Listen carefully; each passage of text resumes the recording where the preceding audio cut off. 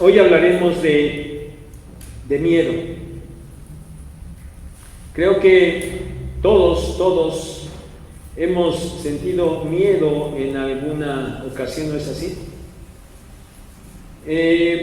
Sí, yo sé que hay algunos que pretenden negarlo, ¿verdad? Que son muy valientes y que dicen que no tienen miedo, pero yo creo que no es así. Todos en algún momento dado hemos sentido miedo y la verdad que creo que ni siquiera necesitamos explicar qué es el miedo.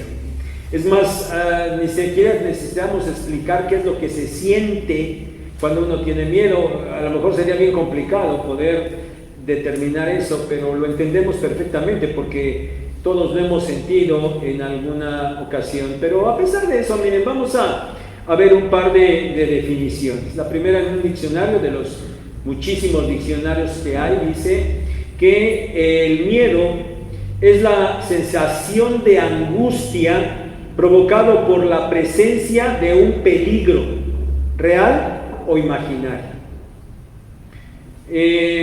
La sabia Wikipedia, a la que algunos le creen y otros no, dice que el miedo es una emoción caracterizada por una intensa sensación desagradable provocada por la percepción de un peligro real o supuesto, presente, futuro o incluso pasado. Es una emoción primaria que se deriva de la aversión natural, tomen en cuenta eso, al riesgo o la amenaza. La máxima expresión del miedo es el terror y además el miedo está relacionado con la ansiedad. Creo que todos estaríamos de acuerdo con estas definiciones, ¿verdad? Si nos hubiéramos dicho, a ver, define el miedo, difícilmente atinaríamos a decir palabras, pero una vez que escuchamos eso, decimos, ándale, exactamente, eso es el miedo. Hermanos, seguimos en la serie de predicaciones sobre las dos maneras de cómo enfrentar las pruebas. Esa es la serie. Dos maneras de cómo enfrentar la prueba. La predicación del día de hoy se titula Sin miedo ante la prueba. Sin miedo ante la prueba. Y el tema es necesario tratarlo porque sin duda que una reacción común cuando llega la prueba es tener miedo. Cuando llega una prueba, una reacción natural, común, inmediata, es tener miedo. El punto, hermanos, es cómo nosotros vamos a reaccionar a ese miedo. Y para eso vamos a meditar en este pasaje tan conocido en la vida de nuestro Señor Jesucristo cuando Él estuvo aquí en la tierra. Ese pasaje que aún aquellos que no son cristianos y que no conocen la Biblia saben que existe, ¿verdad? Ese pasaje que acabamos de leer, ese pasaje donde el Señor caminó sobre el agua. Abran su Biblia si es que la cerraron. Mateo capítulo 14 de los versículos 28 al 31. Y no la cierren, vamos a estar meditando en esta porción. Mateo 14, 28 al 31. Pero vamos a empezar, hermanos, con la narración desde un poquito antes. En el evento que se nos narra antes de este andar del Señor sobre el mar. Allá pongan su vista en el verso 13, como siempre les pido, no se queden leyendo, ¿verdad? Ahorita vamos a ir repasando la historia, pero vamos a empezar ahí en el versículo 13. Los versículos 13 al 21 nos hablan de que Jesús se apartó con sus discípulos a un lugar desierto. Si completamos nuestra narración con el Evangelio de Marcos capítulo 6, 31 y 32, encontraremos que la intención del Señor era apartarse con sus discípulos a un lugar apartado para descansar. El trabajo que hacían era arduo, no había los medios de transporte como hoy, así es que sus traslados eran a pie.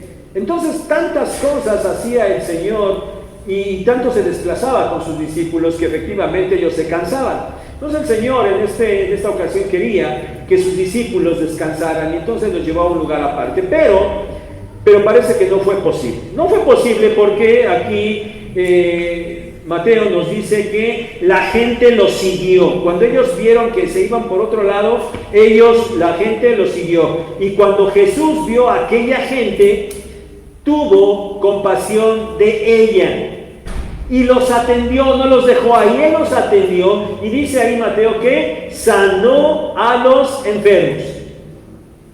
Cuando ya estaba anocheciendo, sus discípulos se acercaron y le dijeron: oye Señor, mira, ya está acabándose el día, ya está anocheciendo, mira, toda la gente no ha comido, ¿por qué no los despides ya? Despide a la gente y que se vayan a las aldeas aquí cercanas para que compren comida y puedan alimentarse. El Señor les dijo: no tienen necesidad de ir, aliméntenlos ustedes. Bueno, la sorpresa de los discípulos fue grande, ¿verdad? Mateo no nos da detalles, pero solamente nos dice que ellos dijeron: bueno, pues Señor, ¿cómo los vamos a alimentar si nada más tenemos aquí 5 panes y 2 peces?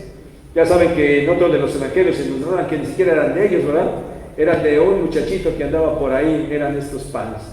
Pero le dijeron que era lo único que tenían, y entonces el Señor dice que tomó aquellos panes y aquellos peces y levantó los ojos al cielo, es decir, él oró, y bendijo aquel alimento, y entonces se lo entregó a sus discípulos, para que sus discípulos a su vez lo repartieran entre toda aquella multitud.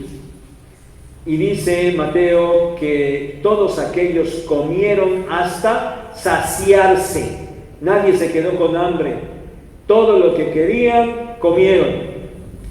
Y dice que eran por lo menos 15,000. Dice, no, ahí dice 5,000, pero dice que eran 5,000, ¿qué? Varones solamente. Entonces, si por cada varón había una mujer y por cada pareja había por lo menos un niño, no quiere decir que todos estaban casados, que no quiere decir eso, ¿verdad? Pero un cálculo muy razonable es que esos 5,000 varones pues se multiplique por 3 por lo menos. Y entonces comieron por lo menos 15,000 personas. 15,000 personas. Verso 22. Luego de esa milagrosa multiplicación del alimento, el Señor mandó a sus discípulos a que subieran a la barca y se adelantaran a la otra ribera del mar. A ver, ustedes váyanse, ya la gente comió, súbanse a la barca, váyanse a la otra ribera, yo me quedo a despedir a la multitud. De acuerdo con el Evangelio de Juan, capítulo 6, verso 15, el Señor estaba ocupado en esto, en despedir a la multitud, porque esa multitud, después de haber visto aquel milagro, quería hacerlo rey. Quería hacerlo rey. Entonces, por eso el Señor mandó a sus discípulos aparte, ¿verdad? Déjenme, yo atiendo esta situación y yo los despido. Verso 23. Cuando finalmente el Señor pudo despedir a aquella multitud para que ya se fuera, dice que Él subió al monte a orar. Ya era de noche y dice Mateo que el Señor estaba Él allí solo, estaba solo.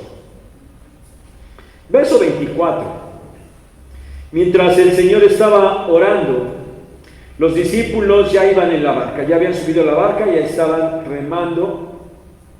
Pero dice que había un fuerte viento, se soltó un viento muy fuerte, que era contrario a la dirección en la que ellos iban. El viento se les estaba oponiendo y evidentemente en ese mar, con ese fuerte viento, es evidente, es obvio que se levantaban muchas olas, fuertes olas.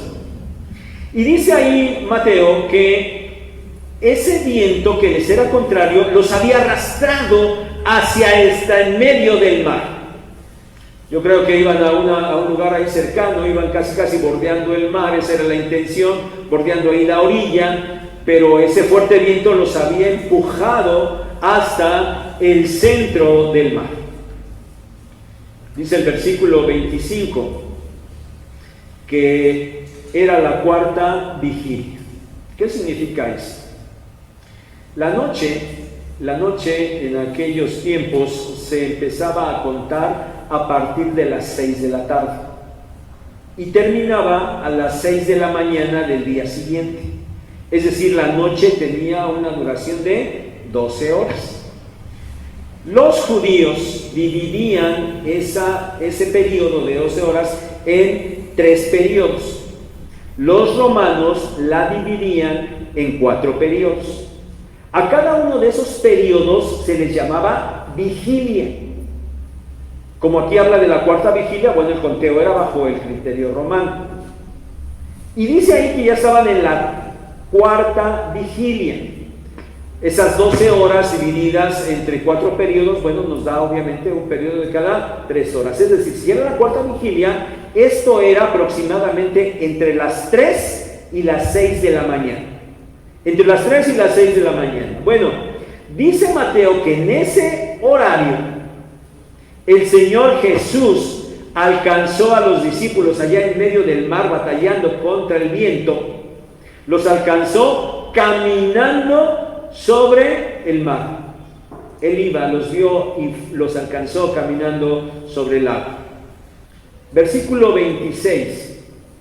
Cuando los discípulos lo vieron, dice ahí, se turbaron. Miren, esta palabra turbaron significa se agitaron, se perturbaron, se alborotaron, quedaron perplejos, y todas estas reacciones con una implicación de temor, de miedo. Se turbaron, tuvieron miedo, se agitaron, y entonces dijeron: un fantasma. Y dice Mateo ahí que lo dijeron no en voz baja ni comentando entre ellos, sino con grandes voces. Estaban tan espantados que ellos gritaron creyendo que era un fantasma lo que estaban viendo. Ellos tuvieron, dice ahí, miedo. Tuvieron miedo. Versículo 27. Enseguida el Señor los tranquilizó. Él se identificó y les dijo: no tengan miedo, soy yo, no tengan miedo. Estaban temerosos realmente. Así llegamos, hermanos, a los versículos 28 al 31 que leímos y en los que quiero que centremos nuestra meditación de hoy. Versículo 28. Pedro entra en acción, ya sabemos, ¿verdad? Pedro siempre tomando la iniciativa, Pedro siempre hablando, y otra vez él se adelanta, toma la palabra y él le dice al Señor: si eres tú, manda que yo vaya a ti sobre las aguas. Miren, los expertos en el idioma griego nos dicen que estas palabras, si eres tú, son una condicional de primera clase. No se preocupen en entender qué significa eso, no se preocupen, ¿saben? Es cuestión de la gramática griega y los expertos nos explican esto. Solamente lo he querido mencionar porque es importante en el sentido de que cuando hay una frase así de condicional de primera clase, esto significa entonces, no es el si eres tú. Para nosotros debería entenderse como ya que eres tú. Es decir, las palabras de Pedro no expresan duda, sino convencimiento. O sea, no es que Pedro se hubiera dicho: ¿sí? ¿De verdad eres tú? Le está diciendo: Señor, sí, eres tú, ya que eres tú. Está diciendo convencido, que ha reconocido que es el Señor el que está ahí. Y dado que Pedro ve y comprueba y está ya seguro que aquella figura que estaban viendo no era un fantasma, sino que era el Señor Jesús mismo, entonces Pedro le hace una petición: mándame que yo vaya a ti sobre las aguas. Miren, sin duda que la pregunta que salta inmediatamente en la mente es: ¿por qué Pedro hizo esta petición? ¿Por qué? Bueno, podemos pensar en una motivación incorrecta. Una motivación por la cual Pedro solamente quería, como siempre, adelantarse a los discípulos, al resto de los discípulos, que Pedro quisiera tomar una situación ventajosa o inclusive de una manera presuntuosa. Pues yo también, o sea, si tú caminas, yo también quiero caminar. Podríamos pensar de esa manera. O podríamos pensar en una motivación correcta. Quizás, como se decantan la mayoría de los comentaristas, sea mejor pensar en la segunda opción. Pensar en que realmente el apóstol Pedro tenía una motivación correcta al haber hecho aquella petición. Si ya sabemos que Pedro era osado y era impulsivo, así era Pedro, eso ya lo sabemos. Pero todas esas reacciones, en realidad, cuando vamos a cada una de ellas, que son muchas en los evangelios, nunca fueron con malas intenciones. Ciertamente, la mayoría de las veces no fueron muy correctas, más bien fueron erradas, a veces con poca visión espiritual, pero no tenían una motivación incorrecta. Acuérdense nada más, por ejemplo, cuando, un poquito más adelante de este capítulo 14, ya en el 16, cuando el Señor les dice: es necesario que vaya yo a Jerusalén y muera. Pedro, que le dijo: no, que no te acontezca tal situación. No, Señor, ¿cómo te va a pasar eso? Impulsivo, reaccionando. Y el Señor le dijo fuerte en aquella ocasión, ¿te acuerdas? Quítate de delante de mí, Satanás. Eso estuvo fuerte, ¿verdad? Sin embargo, la reacción de Pedro no fue la mejor, no fue la correcta, no estaba viendo con los ojos espirituales. Sin embargo, lo que él estaba demostrando es que sentía amor por el Señor y no quería que al Señor le sucediera nada. No, Señor, ¿cómo vas a ir? Oye, Pedro, es que tú no entiendes que esto tiene que pasar. Y así pueden analizar todas las reacciones de Pedro, y siempre encontraremos que, aunque a veces erradas y con poca visión espiritual, nunca tuvieron una motivación incorrecta, sino mostraban siempre su gran apego al Señor Jesús, su gran amor por el Señor Jesús. Y bueno, en esta ocasión no era diferente. Ese amor por el Señor le estaba haciendo pedirle que, a pesar de la situación que estaba viviendo, a pesar de ese viento, a pesar de esas olas, a pesar de eso, él quería ir y estar con el Señor, porque lo amaba, porque quería estar a su lado.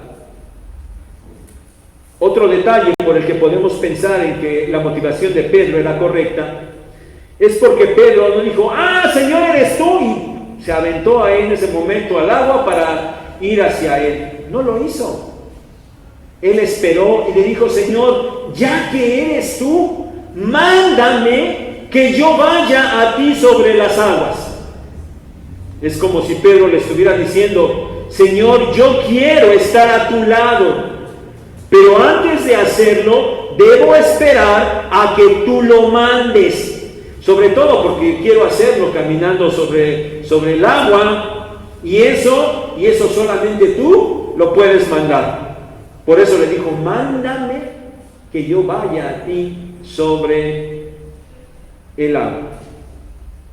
Verso 29. El Señor le dijo simplemente: ven. Miren, este sería un tercer argumento de la correcta motivación de Pedro. Los evangelios nos dicen que el Señor conocía perfectamente los corazones y las intenciones de las personas. Él sabía cuando los fariseos estaban murmurando y estaban pensando cosas malas acerca de lo que él estaba haciendo, y el Señor sabía lo que pensaba. Pues claro que en esta ocasión el Señor sabía perfectamente cuál era la motivación de Pedro. Y si su motivación hubiera sido incorrecta, si hubiera sido presuntuosa, vanidosa, ventajosa, para llevarlo a querer ponerse por sobre el resto de los apóstoles, el Señor no se lo hubiera permitido. Porque el Señor nunca va a animar, no iba a animar a Pedro a seguir motivaciones incorrectas. Pero el Señor le dijo, ven, ven. Cuando Pedro recibe la orden del Señor, hasta entonces él se baja de la barca y empieza a caminar sobre las aguas para llegar al Señor Jesús. Hermanos, Pedro realmente caminó sobre las aguas. El texto no nos lo dice, no sabemos cuánto caminó. ¿Dio 2 pasitos nada más? ¿O avanzó unos buenos metros? No sabemos cuánto. Pero de que Pedro caminó sobre el agua, lo hizo. Pedro caminó sobre el agua. Verso 30. Pero cuando estaba caminando, él entonces toma conciencia de lo que está sucediendo a su alrededor.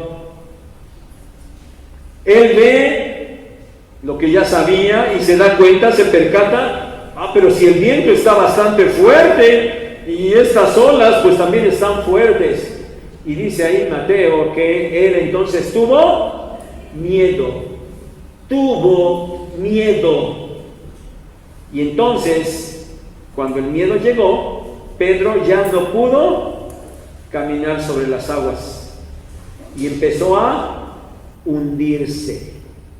Y entonces él gritó, Señor, sálvame. Miren, pienso en el momento, en la escena, y pienso, Pedro era un pescador, y era un pescador experimentado. Sin duda que no era la primera vez que él se enfrentaba a unas condiciones como las que estaba viviendo ahí. Él se debe haber enfrentado a un mar embravecido muchas veces. Pero además, debido a eso, a su experiencia como pescador, a trabajar todo el tiempo en el mar, debió haber sido un buen nadador, un excelente nadador. No podía ser de otra manera. Tenía que ser un excelente nadador. Yo me pregunto, ¿por qué cuando Pedro se hundió, por qué no intentó entonces nadar? ¿Por qué no lo hizo? ¿Por qué no por lo menos intentó mantenerse a flote ahí en el agua? No sé, ¿sería acaso porque el viento y las olas eran muy fuertes y a lo mejor lo intentó y no pudo? ¿Sería por eso? O tal vez, aunque hubiera podido hacerlo, en esta ocasión, porque el miedo ya lo había tomado a él, entonces no pudo. Y él, el miedo lo dominó, lo paralizó, y entonces por eso él no pudo hacer absolutamente nada. Pero aún en esa desesperante situación, él clama al Señor, Señor, sálvame. Él sabía que el Señor, efectivamente, a pesar de eso, él lo podía salvar. Verso 31. El Señor lo hizo. Él extendió su mano y lo tomó. Miren, notemos este detalle importante.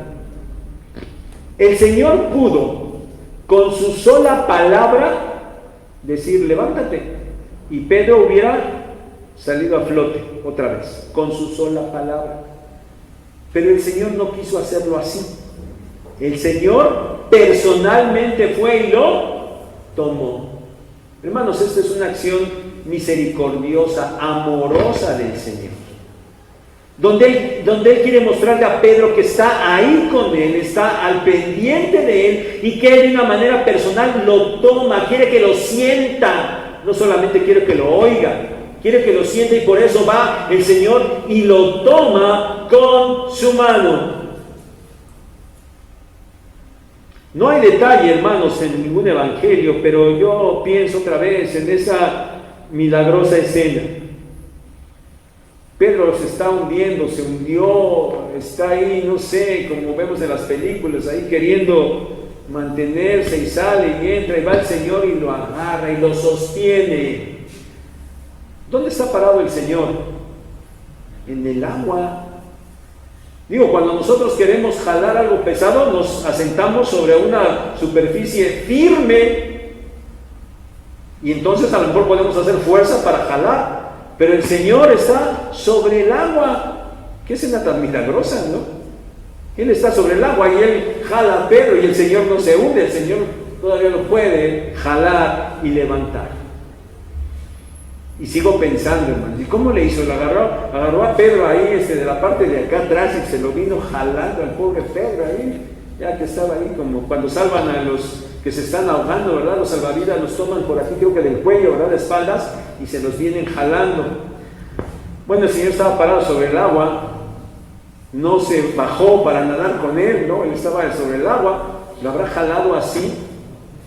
Yo creo que no, yo creo que no. Yo creo que el Señor lo levantó. Y me imagino al Señor poniendo su mano sobre la cintura de Pedro, agarrándole su brazo y agarrarlo de aquí y llevárselo otra vez caminando sobre el agua. Así me imagino la escena. Y se lo lleva. Bueno, es mera conjetura porque la Escritura no nos dice nada. Porque la Escritura sí nos señala y nos lleva a poner atención sobre las palabras que el Señor le dice a Pedro. Hombre de poca fe, ¿por qué dudaste? Pero hermanos, esas no fueron unas palabras de reprensión. No lo regañó. Fueron palabras misericordiosas, de amor, llamándolo a la reflexión. Pedro, estabas caminando. ¿Por qué flaqueó tu fe? Lo estabas haciendo. Tienes que reflexionar. Tu fe tiene que seguir creciendo. Las palabras del Señor no fueron de reprensión. Bien, hermanos, esta es la historia y el contexto de esta escena en particular. Y consideremos ahora, miren, hermanos, Pedro ha pasado tiempo trabajando para el Señor, trabajando con el Señor. Él, al igual que todos los demás discípulos y el Señor mismo, necesitaban descansar, pero no pudieron hacerlo. El día anterior, cuando quisieron apartarse para descansar, no pudieron hacerlo. Pedro tuvo que ponerse a trabajar con los demás discípulos para repartir la comida entre aquellas 15,000 personas. Nada más imagínense tener que darles de comer a tantos, y luego, ya que terminaron de comer, tener que estar recogiendo todos los sobrantes. Bueno, sin duda que pues un trabajo arduo sí debió haber sido. Y cuando llegó la noche, en lugar de que se pusieran a dormir, ya descansemos, ya se fue la multitud, ya acabamos de levantar todo, bueno, ahora sí ya vamos a dormir. No, ¿qué les dijo el Señor? Váyanse a la otra ribera y a remar. Pero ahora, aparte de remar, así sencillamente, tuvieron que enfrentarse a un fuerte viento, a un oleaje fuerte. Entonces, ese remar no fue algo tranquilo, también fue algo arduo. Y todavía, de repente, ven una figura y se espantan porque creen que era un fantasma. Pero Pedro que estaba en estas condiciones, luego de reconocer la presencia del Señor mismo, en aquel acto milagroso de caminar sobre el mar, parece que se olvida de todo. Pedro está en medio de aquella situación complicada. El mar se encuentra en condiciones peligrosas, pero parece que todo desaparece cuando él se da cuenta que el Señor está allí presente. Y ahora su deseo es el de acudir de inmediato al lado del Señor. No importa que el mar esté embravecido. Lo más razonable era que Pedro permaneciera allí en la barca. Era el lugar más seguro. Sí, estaban las condiciones difíciles, pero la barca era el lugar más seguro. Pero Pedro quería estar en el lugar más seguro que podía estar, al lado del Señor. Ahí es donde Pedro quería estar. Y Pedro recibió el beneplácito del Señor para ir a su lado. Sin duda que cuando él lo vio y le hizo esta petición y recibió el beneplácito del Señor, él seguía viendo al Señor. Y él se bajó de la barca sin dejar de ver al Señor.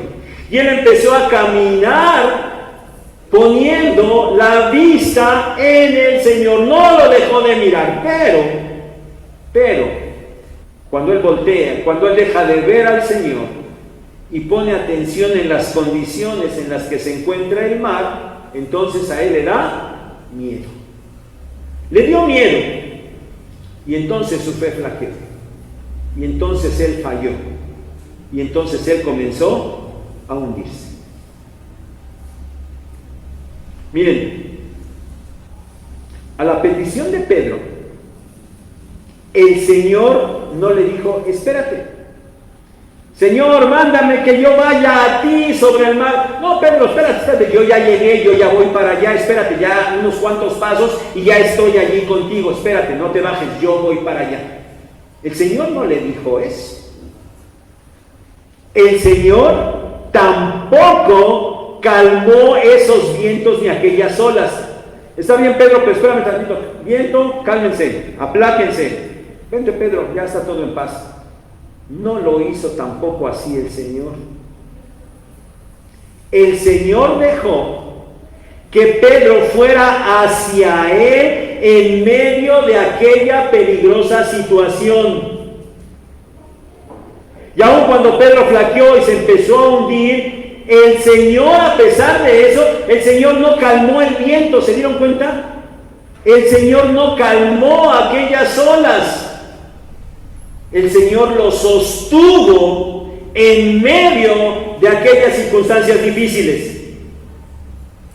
No leímos el último versículo que decía que el mar, el viento se calmó. ¿Cuándo? Cuando ellos regresaron a la barca. Ellos iban caminando en medio de aquella situación, de aquel oleaje, de aquellos vientos, y hasta que subieron a la barca, hasta entonces el viento se calmó. Hermanos, el Señor siempre estuvo presente. El Señor siempre estuvo cuidando. El Señor siempre estuvo sosteniendo. El Señor siempre estuvo teniendo misericordia. El Señor estaba allí para cuidar y sostener. Y Pedro lo sabía. Pedro lo sabía. Pero aún y cuando sabía eso, y él realmente confiaba en eso, tan confiaba que le dijo: Señor, eres tú, con tu poder tú manda que yo vaya a ti y camine sobre las aguas, porque tú puedes hacerlo. Él sabía y él confiaba y por eso se lo pidió, pero se lo pidió mientras estaba en la barca. Cuando él ya se bajó, entonces las cosas ya no fueron iguales. Sabía, confiaba y lo decía, pero cuando se enfrentó a la situación real, flaqueó. Por eso, mis hermanos, saber las cosas no es suficiente. Declarar las cosas no es suficiente. Decir sí, el Señor puede y el Señor sostiene, no es suficiente. Se trata de aplicar ese conocimiento, de demostrarlo, de ponerlo en práctica cuando se está en medio de la prueba. Hermanos, las pruebas siempre van a estar presentes, siempre. Y de acuerdo al objetivo de la serie de predicaciones que les estamos compartiendo, pues hermanos, nosotros podemos reaccionar de dos maneras ante esas pruebas. La disyuntiva el día de hoy es sí.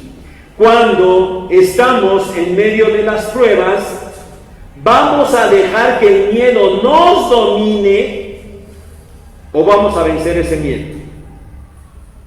Y vamos a caminar demostrando que realmente confiamos en el Señor. De acuerdo al pasaje que hoy estudiamos, aprendemos que el Señor no necesariamente va a quitar las pruebas para que siempre haya bonanza en nuestras vidas. El Señor no lo va a hacer así. De hecho, otra vez digámoslo, recordémoslo, somos sus hijos, estamos en sus manos. Él determina lo que quiere hacer con nosotros y en nosotros. Y si Él pone una prueba, bueno, ¿por qué la va a quitar? Si Él es el que ha dispuesto que pasemos por esa prueba. Y Él la va a mantener hasta que se cumpla el propósito que tiene para nosotros. La va a mantener hasta que ese propósito se cumpla. Y hermano, a veces, el Señor va a llevar esas pruebas al extremo. ¿Para qué? Para que nuestra fe realmente se fortalezca y nuestra vida cristiana realmente crezca. Para que no solamente digamos que confiamos en el Señor, sino que demostremos que efectivamente confiamos en Él. ¿Va a haber miedo? Sí. El miedo va a llegar. El miedo, ya decíamos, es una emoción.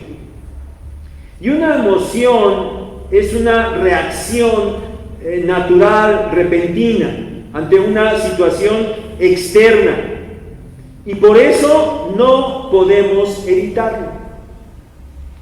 Pero otra vez, el punto es si vamos a dejar que el miedo permanezca y nos domine y nos derrote, o vamos a mirar al Señor para vencer ese miedo. Ahora, mis hermanos, una vez más, a manera de aplicación, vamos a comentar algunas acciones que en la vida real, en la vida práctica, se suelen tener cuando el miedo se presenta o se va a presentar en medio de la prueba. Una de ellas, hermanos, es cuando la prueba no llega aún, o cuando la prueba no llega todavía de manera personal. Sí, sabemos que va a haber pruebas y vemos a otros hermanos que están padeciendo pruebas. Bueno, cuando vemos que la prueba no está en nosotros, sino en los demás, entonces podemos caer en el error de hacernos los fuertes o hasta los muy espirituales, ¿verdad? Y entonces empezamos a citar textos bíblicos correctos, se dan palabras de ánimo al hermano que está en la prueba y se ofrece orar por él. Y eso está bien, eso es correcto, de ninguna manera eso está mal. Pero hay que estar conscientes de que en un momento dado, cada uno estaremos en medio de la prueba. Miren, Pedro estaba seguro en la barca. Y él dijo: Señor, yo sé que tú puedes y mándame que yo vaya, ¿verdad? Él estaba seguro en la barca. Él no estaba atravesando la prueba todavía, y cuando la tuvo que atravesar, su fe decayó, el miedo lo venció. Por eso, hermanos, no nos envalentonemos antes de la prueba. Hermano, confía en el Señor, Él puede, Él es poderoso, ponte a orar, yo voy a orar por ti. Cuando me toque, yo sí. Cuidado con esto, porque a veces, cuando nosotros nos toque pasar, podemos flaquear y caer. Hay que considerarlo. Hay que considerarlo. Y hermanos, hay que aprovechar los tiempos de bonanza. Los tiempos cuando no hay tormentas, cuando no hay vientos, cuando no hay pruebas, para que entonces nos fortalezcamos, para que cuando llegue la prueba, entonces sí la podamos enfrentar correctamente. El otro extremo de este caso que acabo de platicar es el de aquellos quienes, aun y cuando la prueba no ha llegado, ya están víctimas totales del miedo. Todavía ni llega, pero ya están con que, y si pasa, y si llega, y ya están todos atemorizados, todos aterrorizados, y quedan vencidos antes de empezar la lucha. Esto tampoco es bueno. Otra realidad es la de aquellos que pretenden negar el miedo. Hay quienes dicen, yo no tengo miedo, yo no tengo miedo. Bueno, de entrada, yo creo que esto no es verdad. Porque como ya señalamos, el miedo es una emoción repentina que no puede evitarse. Y por eso no debería negarse. Así es que si alguien dice, yo no tengo miedo, bueno, a lo mejor habría que revisarse algo, ¿verdad? Alguna cuestión física real o alguna cuestión mental por ahí, porque que alguien diga que no tenga miedo sería algo que no sería común. Pero a veces estos que dicen que no tienen miedo lo hacen por no querer reconocerlo, por querer ocultarlo, pretendiendo que el miedo desaparezca o la prueba se vaya tan solo por el hecho de negar que uno tiene miedo. Pero eso no va a pasar. La prueba iba a estar. Y el negar que hay miedo no va a quitar ni el miedo ni la prueba. Hay que reconocerlo, pero hay que enfrentarlo correctamente. Pero también se puede decir que no hay miedo, sin embargo, por las palabras, por las actitudes, por las acciones que se realizan, es evidente que el miedo sí está, y está allí presente. Miren, en este tiempo de COVID, si alguien dijo, no, yo no tengo miedo, yo no tengo miedo, pero llevan año y medio encerrados en su casa, y dicen que no tienen miedo. O están aquellos que no se vacunan porque le tienen miedo a la vacuna, ¿verdad? No, es que dicen que me va a pasar eso, dicen que me va a pasar aquello. ¿Qué pasó, hermana? ¿Ya se va a venir? No, hermano, no, yo no tengo miedo, yo sé que el Señor me cuida, pero no, yo no voy a salir, yo todavía no voy a salir. ¿Cómo va, hermano? ¿Cómo va? Bien, qué bueno. ¿Sigue sin salir? Sí, aquí ando, bueno. ¿Ya se fue a vacunar? No, hermano, tampoco, ¿no? ¿Cómo cree? No, ya sabe, va a pasar eso, va a pasar lo otro. No, yo mejor no me vacuno. Pero no tengo miedo, ¿verdad? Pero no tengo miedo. Otra manera de pretender esconder el miedo es disfrazándolo de prudencia. Miren, no es que ser prudente sea malo de ninguna manera. La Biblia nos impulsa a ser prudentes en nuestras acciones. El libro de Proverbios nos habla abundantemente de ser prudentes en las cosas.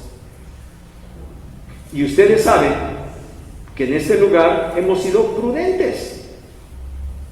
Y ya les he dicho, quizás al extremo, pero hemos sido prudentes. No sanitizamos, guardamos distancias, usamos cubrebocas, estamos siendo muy prudentes. Pero bueno, hay quienes a pesar de eso, pretextando ser prudentes, pues no vienen, ¿verdad? Y lo único que están haciendo es escudar su miedo en la prudencia. Y creo que la línea entre la prudencia y el temor o el miedo es muy, muy corta. Hermano, va a venir, hermano. No, ¿por qué, hermano? Por prudencia, hermano. Ah, bueno, pues, ¿qué más prudencia que lo que estamos haciendo? Pero, ¿por qué andan en otros lados? Eso es una realidad. Andan en otros lados donde el cuidado es mínimo, si no es que nulo, pero aquí no vienen por ser prudentes, ¿verdad? Bueno, la prudencia y el temor están muy cerca, y lo que más evidencia es que no hay prudencia, hay miedo. Otro caso opuesto a este que acabo de mencionar es el de aquellos que no niegan el miedo. Sí, ok, dicen, sí, yo sí tengo miedo, no pretendo ocultar el miedo, no quiero disfrazar el miedo, yo lo acepto abiertamente. Pero ¿saben? Hay quien lo acepta abiertamente, pero no hace nada. No, yo sí tengo miedo. ¿Y qué va a hacer? No, nada. Se están dejando vencer por el miedo. Y no hacen absolutamente nada. Hermanos, el miedo es consecuencia del pecado. Cuando Adán y Eva desobedecieron a Dios y comieron de aquel fruto prohibido, ellos pretendieron, porque es evidente que no podían hacerlo, ellos pretendieron esconderse de la presencia de Dios porque estaban desnudos y tuvieron miedo. Cuando ellos pecaron, empezaron a tener miedo de Dios. Génesis capítulo 3, versículos 6 al 10. El pecado produjo miedo de Dios en el ser humano. Por eso el miedo resulta natural solo en nuestra naturaleza caída. Pero es la única que tenemos en este momento. Resulta natural solo porque la naturaleza humana está bajo el pecado. Y aunque pudiéramos decir bajo este esquema que es natural, y lo digo entre comillas, es natural, no por eso diremos que el miedo no es malo. Sí, claro que el miedo es malo, porque es consecuencia del pecado, es evidencia de la naturaleza pecaminosa. No es natural, no es bueno, pero sí es por eso es que es inevitable, porque estamos en esta naturaleza caída. El miedo es inevitable. Y el mundo, en su manera de pensar, trabaja con el miedo y provee herramientas para que las personas puedan vencer sus miedos. No sé hasta dónde funcionen y si estas situaciones pueden quitar el miedo totalmente. Pero hoy aquí, hermanos, no estamos tratando con cualquier tipo de seres humanos. Hoy aquí estamos tratando con cristianos, con personas nacidas de nuevo, con personas que son hijos de Dios, que constantemente se están enfrentando a la prueba de su fe. Y que ante esa prueba experimentan miedo. Ya comentamos muy brevemente algunas señales de cómo ese miedo se manifiesta. Pero ahora quiero comentarles algunas cosas que la misma palabra de Dios nos enseña para que ese miedo no nos domine en medio de la prueba. La primera Es lo que el mismo texto que estudiamos nos ha señalado y que ya lo mencionamos. Pedro estaba mirando al Señor en medio de aquel viento y de aquellas olas. Y Pedro estaba caminando sobre el agua. Pero cuando dejó de ver al Señor y puso su atención, su mirada en aquel mar embravecido, entonces tuvo miedo y el miedo lo hundió. Entonces, hermanos, para no ser vencidos por el miedo, de lo que se trata es de no apartar la mirada del Señor Jesucristo.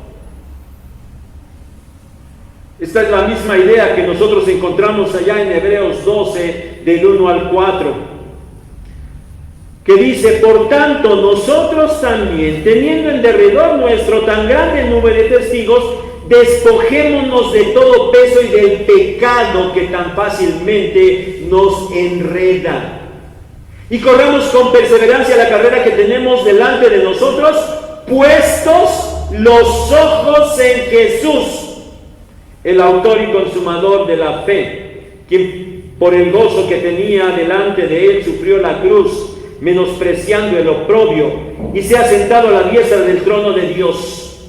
Consideren pues al que soportó tanta hostilidad de pecadores contra sí mismo, para que no decaiga el ánimo de ustedes ni desmayen, pues todavía no han resistido hasta la sangre combatiendo contra el pecado. Ya dijimos que el miedo es consecuencia del pecado. Y entonces una manera de combatir contra el pecado es combatir contra el miedo. Y dice Hebreos que debemos hacerlo puestos los ojos en Jesús. La segunda manera en que nos podemos obrar nosotros es recordando que el miedo incontrolado está muy relacionado con la ansiedad. Hay quienes padecen de ansiedad porque viven en un temor permanente. Ese temor porque saben que no pueden controlarlo todo. ¿Y si pasa esto? ¿Y si pasa el otro? ¿Qué voy a hacer? Y entonces ese miedo se convierte en ansiedad. ¿Qué podemos hacer? Bueno, hagamos lo que el mismo apóstol Pedro años después escribió allá en su primera carta. Algo que brevemente comentamos hace 15 días, pero quiero retomar. Primera de Pedro 5:7. Echen sobre él, sobre el Señor, toda su ansiedad, porque él tiene cuidado de ustedes. Se siente miedo y ansiedad por la percepción de peligro. Hay que considerar que a veces ese peligro es irreal, pero en otras ocasiones debemos entender que se debe a situaciones que no podemos controlar, y esto es bien común. Tener miedo y llegar a la ansiedad por cosas que no podemos controlar. Y es allí, mis hermanos, donde debemos recordar que el Señor sí lo tiene todo bajo control. Debemos entender si esto yo no lo puedo controlar, y es verdad, no podemos controlarlo, pero el Señor lo tiene todo bajo control. Y ya dijimos que el Señor no necesariamente nos va a quitar las pruebas, nos las va a llevar al extremo. Pero dice Pedro aquí que Él tiene cuidado de nosotros.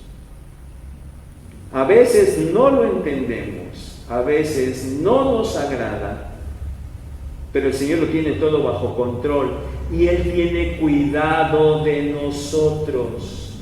Y por eso nosotros, hermanos, podemos y debemos echar nuestra ansiedad sobre Él. No hay que seguirla cargando nosotros. Si no lo hacemos, Lo que estaremos demostrando es que diremos, sí, el Señor puedo echar mis ansiedades sobre Él, el Señor tiene todo bajo control, el Señor me quita la ansiedad, pero si no lo hacemos, lo único que estamos demostrando es que lo podemos decir porque lo sabemos, pero no somos capaces de ponerlo en práctica. Y esa confianza que decimos tener en el Señor no es real. No es real.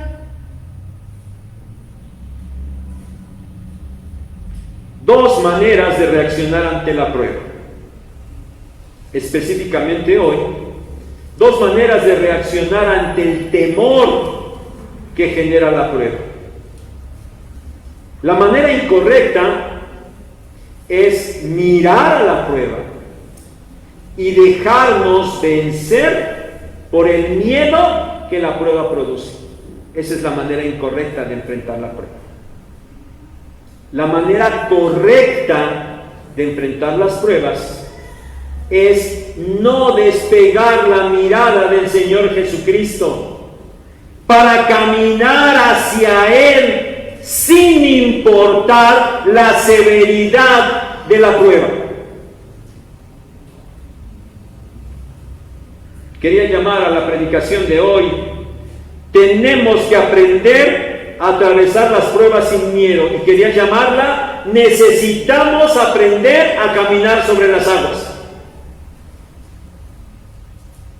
Así quería llamar la predicación. Necesitamos aprender a caminar sobre las aguas, sin importar que las aguas estén embravecidas. Y esto lo lograremos no apartando la mirada del Señor. Aprendamos, hermanos, a caminar sobre las aguas. Que Dios les bendiga, que Él nos fortalezca para que podamos caminar siempre de esta manera.